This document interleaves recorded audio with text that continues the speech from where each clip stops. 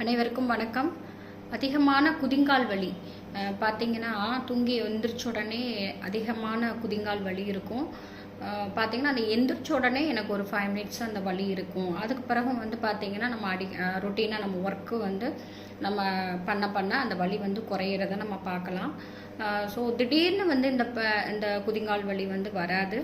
So கண்டிப்பாக வந்து பார்த்தீங்கன்னா, அந்த கெண்டைக்காலோட சேர்ந்து வலி வந்து கொஞ்சம் கொஞ்சமாக சிம்டம்ஸ் காட்டியிருக்கும். அடுத்து வந்து பார்த்தீங்கன்னா, மேக்சிமம் வந்து பெண்களுக்கு தான் இந்த பிரச்சனை வந்து அதிகமாக இருக்கும்.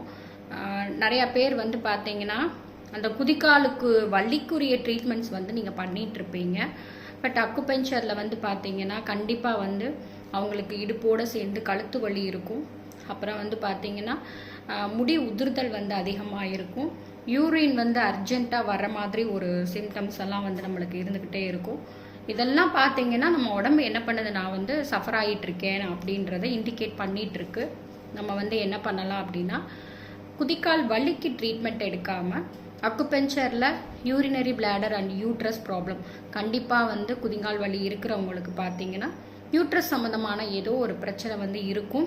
ஒன்று பீரியட்ஸ் வந்து தள்ளி போகும், இல்லைன்னா வந்து பார்த்தீங்கன்னா முன்னாடியே வந்து பீரியட்ஸ் வர்ற மாதிரி, இல்லை கண்ணில் படுறதோட சரி அடுத்து வந்து பீரியட்ஸ் வந்து இல்லாமல் இருக்கும்.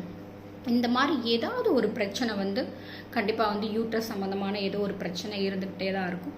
குதிங்கால் வலிக்கு ட்ரீட்மெண்ட் எடுக்காமல், ஸோ இந்த 2 உறுப்புகளுக்கு வந்து நம்ம அக்குபஞ்சரில் ட்ரீட்மெண்ட் பண்ண இந்த குதிக்கால் வலியும் சேர்ந்து வந்து கம்மியாகிறத நம்ம பார்க்கலாம். தேங்க்யூ.